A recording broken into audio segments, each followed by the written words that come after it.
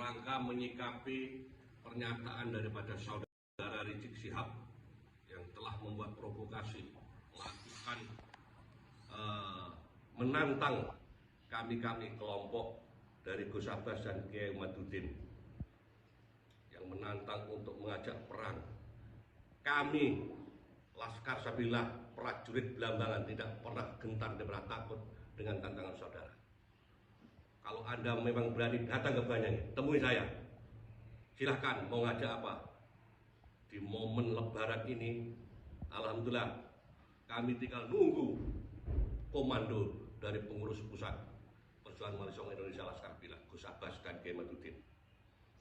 Dan kami kepada negara mohon, khususnya kepada Presiden dan Kapolri dan Panglima TNI, tolong itu dibungkam mulut Rizik itu, kurang ajar, membuat provokasi, yang membuat keonaran, dan wajib mereka itu untuk ditahan, ditangkap. Dan khususnya kepada penegak hukum kasus Cak Rizik dengan Firsa Hussein, mohon ditindaklanjuti, jangan dipertimbangkan. Kami curiga ada apa-apa ini. Oh, yang jelas sudah ada pengakuan, ada bukti-bukti, kok masih dibiarkan saja. Jika mereka mulutnya rusak, mengatakan kita ini kelompok monyet, ulama monyet. Emangnya kamu siapa? Kamu kan keturunan pendatang yang dihadirkan dari negara Yaman oleh VOC Belanda. Kamu itu bukan warga negara asli Indonesia. Kami putra Nusantara dan siap menghadapi tantangan Anda untuk perang. Yang kedua, kepada Gus Fuad Pleret, teruskan berjuang, tegakkan kebenaran. Mari kita perjuangkan, kita bersihkan kemurnian Duriah Rasulullah SAW, biar gak diaku oleh maling-maling seperti Rizik ini. Tolong negara Rizik itu segera ditangkap dan dideportasi, itu dikembalikan kepada Yaman. Kurang ajar membuat gaduh di negeri ini yang sudah damai dan tentram. Selanjutnya kami minta agar supaya Presiden dan para penguasa negeri ini tolak pengajuan dari kelompok-kelompok yang menghendaki Habib Idrus Al-Jufri untuk jadi pahlawan negara ini, karena mereka itu tidak punya kepedulian, tidak punya prestasi apa-apa, pengorbanan untuk kemerdekaan negeri ini. Mereka adalah kelompok-kelompok keturunan daripada penjilat antek-antek Hindia Belanda. Jadi itu yang kami harapkan, dan kami siap untuk Belambangan, siap untuk menghadapi tantangan daripada Rizik Syihab. Mohon kami kepada Ketua DPP Perjuangan Wali Songo Indonesia dan Laskar Sabillah, khususnya di bawah komando Gus Abbas, kami siap untuk berangkat. Kita tinggal nunggu komando. Kita siap kan? Siap. Oke, terima kasih. Assalamualaikum warahmatullahi wabarakatuh. Assalamualaikum warahmatullahi wabarakatuh. Salam sejahtera untuk kita semua. Salam sejahtera untuk seluruh saudara-saudaraku sebangsa dan setanah air, dimanapun Anda berada. Para hadirin, para pemirsa yang berbahagia, kembali lagi bersama dengan saya Abdul Aziz Jazuli di channel ini.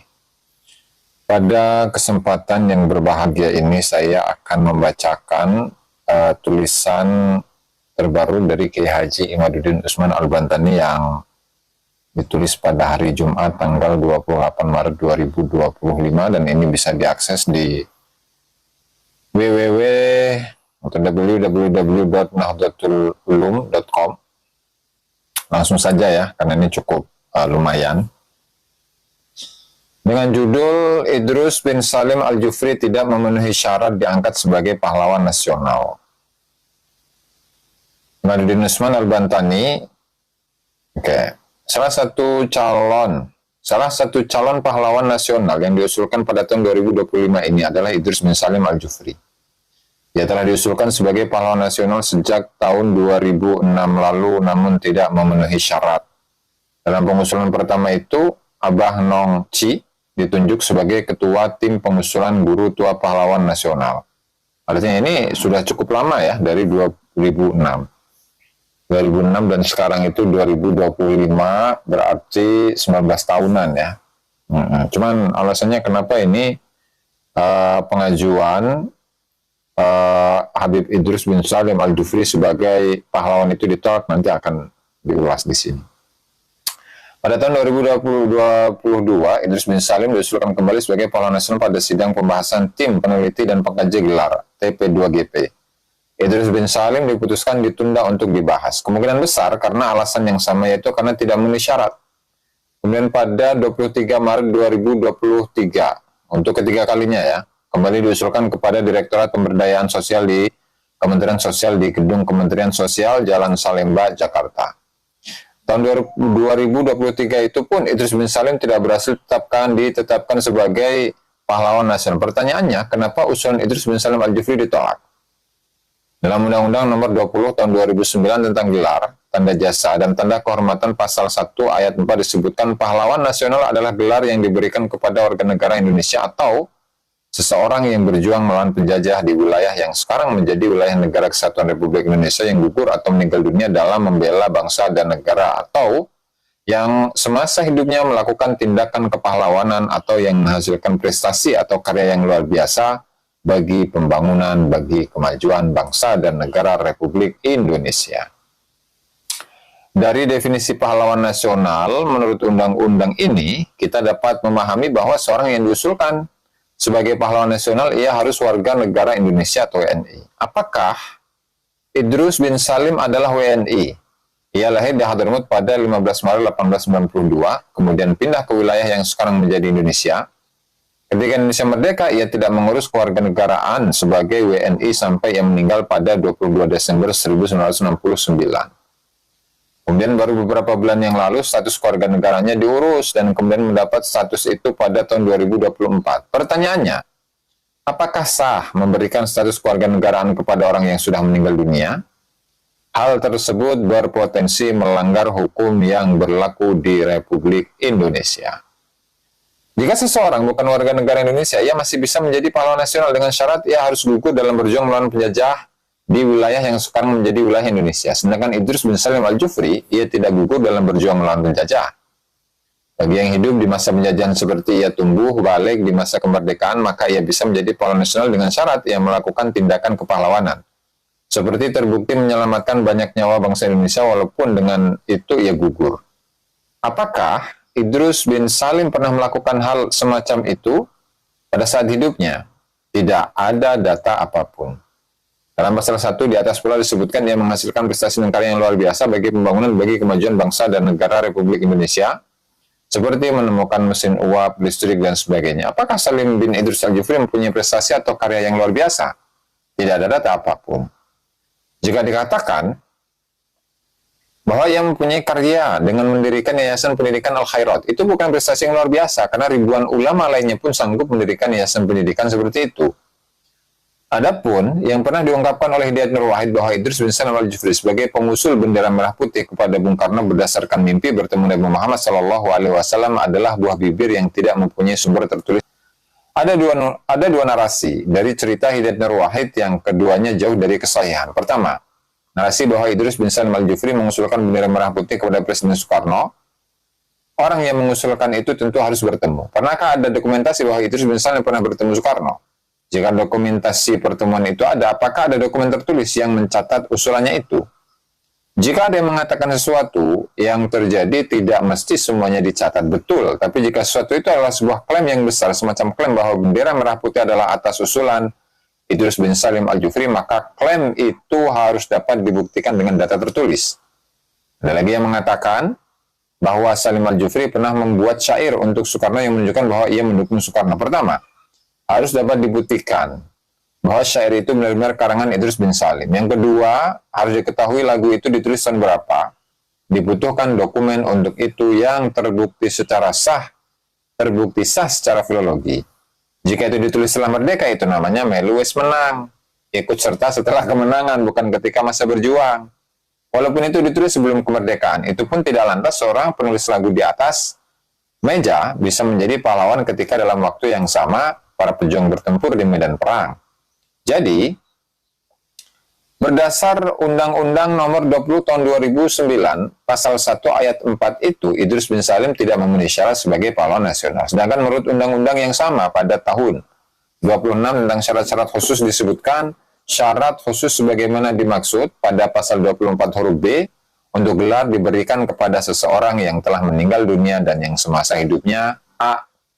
Pernah memimpin dan melakukan perjuangan bersenjata atau perjuangan politik atau perjuangan dalam bidang lain untuk mencapai, merebut, mempertahankan, dan mengisi kemerdekaan serta mewujudkan persatuan dan kesatuan bangsa. B. Tidak pernah menyerah pada musuh dalam perjuangan. C. Melakukan pengabdian dan perjuangan yang berlangsung hampir sepanjang hidupnya dan melebihi tugas yang diembannya. D. Pernah melahirkan gagasan atau pemikiran besar yang dapat menunjang pembangunan bangsa dan negara. E. Pernah menghasilkan karya besar yang bermanfaat bagi kesejahteraan masyarakat luas atau meningkatkan harkat dan martabat bangsa. F. Memiliki konsistensi jiwa dan semangat kebangsaan yang tinggi. Dan atau G. Melakukan perjuangan yang mempunyai jangkauan luas dan berdampak nasional. Dari pasal 26 UU Undang-Undang Nomor 20 Tahun 2009, sangat jelas bahwa sosok seperti Idrus bin Salim tidak memenuhi syarat sebagai pahlawan nasional. Dalam poin A, disebutkan seorang pahlawan nasional harus mempunyai dokumen tertulis tentang bahwa ia pernah memimpin perjuangan bersenjata. Bukan hanya ia pernah ikut dalam perjuangan bersenjata, tapi ia harus tercatat sebagai pemimpin. Karena jika semua pejuang harus tercatat, maka akan ada ribuan para prajurit yang akan dianggap sebagai pahlawan nasional. Sedangkan untuk Idrus bin Salim, jangankan ia tercatat sebagai pemimpin perjuangan bersenjata, sebagai anggota saja tidak. Kemudian, dalam poin A, pasal 26 tersebut disebutkan bahwa pahlawan nasional bisa diangkat dari selain perjuangan bersenjata seperti bidang politik atau bidang lain dalam rangka mencapai, merebut, dan mempertahankan kemerdekaan. Dari sana, seorang pejuang politik untuk mencapai kemerdekaan semacam Presiden Soekarno berhak menjadi pahlawan nasional walaupun belum pernah ditemukan dokumen tertulis bahwa ia pernah memimpin perjuangan bersenjata. Sedangkan Idrus bin Salim yang telah ada di Indonesia sejak tahun 1922, di mana para pejuang waktu itu sedang menyusun strategi mencapai kemerdekaan bangsa, tidak pernah ada bukti dokumen tertulis bahwa ia pernah melakukan perjuangan baik dalam perjuangan bersenjata, politik, atau bidang lain untuk mencapai kemerdekaan bangsa. Masih dalam poin A, disebutkan tentang mengisi kemerdekaan serta mewujudkan persatuan dan kesatuan bangsa. Mungkin Idrus bin Salim akan diusahakan laik sebagai pahlawan nasional berdasar proposisi ini, bahwa ia berjuang mengisi kemerdekaan. Jika poin kelaikan seorang menjadi pahlawan nasional hanya karena ia mengisi kemerdekaan, maka aparatur sipil negara atau ASN di seluruh Indonesia pun berjuang mengisi kemerdekaan. Bahkan para supir angkot pun berjuang untuk kesejahteraan anak istrinya dalam mengisi kemerdekaan. Jika kalimat serta dalam frasa mengisi kemerdekaan serta mewujudkan persatuan dan kesatuan bangsa adalah syarat bersama poin sebelumnya, maka ia yang laik menjadi pahlawan nasional sebagai pejuang yang mengisi kemerdekaan harus disertai dengan prestasi mewujudkan persatuan dan kesatuan bangsa. Untuk proposisi ini, tokoh semacam Yusuf Kala yang pernah berperan dalam memediasi perundingan antara pemerintah dan GAM jika ia telah meninggal dunia, laik mendapat gelar pahlawan nasional, atau Gus Dur yang telah melakukan berbagai macam kebijakan tentang Irian Jaya yang telah memberontak di antaranya merubah nama Irian Jaya menjadi Papua, yang kemudian meredakan pemberontakan, laik diangkat sebagai pahlawan nasional. Sedangkan Idrus bin Salim Al-Jufri tidak ada dokumen apapun yang menyebut ia selama hidupnya pernah melakukan tindakan-tindakan semacam itu. Kemudian poin B, disebutkan tidak pernah menyerah pada musuh dalam perjuangan. Poin ini sangat sulit untuk disematkan kepada seorang Idrus bin Salim. Jika ia seorang tokoh telah ditemukan dokumen tertulis sebagai pemimpin perjuangan bersenjata, maka itu saja tidak cukup untuk ia memenuhi syarat sebagai pahlawan nasional, kecuali tidak ditemukan dokumen ia pernah menyerah pada musuh. Sedangkan Idrus bin Salim ini tidak ditemukan data selama hidupnya pernah mengangkat senjata melawan penjajah. Oleh karena itu, tidak diperlukan adanya data bahwa ia pernah menyerah kepada musuh atau tidak. Bahkan, ketika Idrus bin Salim telah tinggal di Indonesia pada tahun 1922, pada umur 26 tahun, kemudian tidak ada satu data pun bahwa ia pernah berjuang melawan penjajahan, baik dengan perjuangan bersenjata atau lainnya, maka bisa juga itu difahami bahwa ia mendukung penjajah itu. Apalagi adanya presiden sebelumnya dari klan Balawi seperti Usman bin Yahya yang menjadi antek Belanda. Klan Balawi adalah sebuah rumpun keluarga dari imigran Hadramut yang terdiri dari marga-marga seperti bin Yahya, Al-Jufri, bin Syihab, Al-Atas, Asgaf, dan lain-lain. Kemudian pada pasal 26 poin C disebutkan seorang pahlawan nasional harus melakukan pengabdian dan perjuangan yang berlangsung hampir sepanjang hidupnya dan melebihi tugas yang diembannya. Narasi ini sungguh tidak tepat untuk Idrus bin Salim Al-Jufri karena ada waktu antara tahun 1922 sampai tahun 1949. yang seharusnya ketika itu ia berjuang bersama pejuang lainnya dalam mencapai dan mempertahankan kemerdekaan, akan tapi ia tidak melakukannya. Tidak ada satupun dokumen tertulis yang mencatat perannya dalam perjuangan itu. Ini menunjukkan adanya kekosongan pengabdian dan perjuangan yang dibutuhkan bangsa ketika itu dari hidup Idrus bin Salim. Dalam poin ini disebutkan pernah melahirkan gagasan dan pemikiran besar yang dapat menunjang pembangunan bangsa dan negara. Poin ini pun nihil untuk seorang Idrus bin Salim Al-Jufri. Tidak ada gagasan atau pemikiran besar yang orisinal yang ia lahirkan yang dapat menunjang pembangunan bangsa dan negara. Apakah seorang Idrus bin Salim punya buku yang berisi gagasan-gagasannya tentang pembangunan? Tidak ada. Buku yang berisi gagasan-gagasan besar tentang pemberantasan korupsi misalnya? Tidak ada. Lalu berdasar apa ia diangkat sebagai pahlawan nasional? Pertanyaan ya. Kemudian dalam poin E disebutkan pernah menghasilkan karya besar yang bermanfaat bagi kesejahteraan masyarakat luas atau meningkatkan harkat dan martabat bangsa. Apa karya besar Idrus bin Salim yang bermanfaat bagi kesejahteraan masyarakat?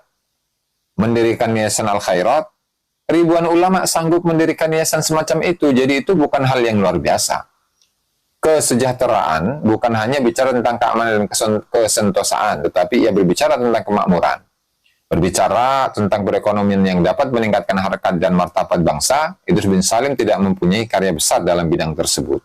Dalam poin F dan G disebutkan pahlawan nasional harus memiliki konsistensi jiwa dan semangat kebangsaan yang tinggi dan atau melakukan perjuangan yang punya jangkauan luas dan berdampak nasional. Frasa konsistensi jiwa dan semangat kebangsaan sulit disematkan untuk Idrus bin Salim karena tidak ada data tertulis dari tahun 1922 sampai 1949 tentang semangat kebangsaannya dalam mencapai kemerdekaan dan mempertahankannya. Peranannya dalam membesarkan yayasan sehingga bisa berada dalam beberapa wilayah provinsi tidak bisa dianggap sebagai perjuangan yang mempunyai jangkauan luas dan berdampak nasional, karena ide dasar mendirikan yayasan itu bersifat lokal. Berbeda tentang ide kemerdekaan bangsa Indonesia. Walaupun ide itu dilaksanakan dan dikerahkan dari suatu daerah terpencil, tetapi ide dasarnya mempunyai jangkauan luas dan berdampak nasional.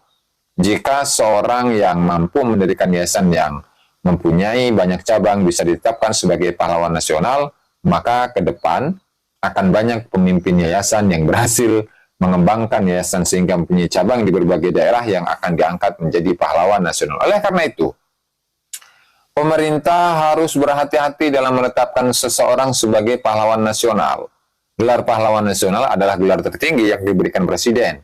Jangan sampai ia diberikan tidak sesuai aturan yang berlaku. Tidak boleh gelar pahlawan nasional diberikan hanya karena kuota provinsi atau kuota ormas, apalagi hanya karena semangat merangkul.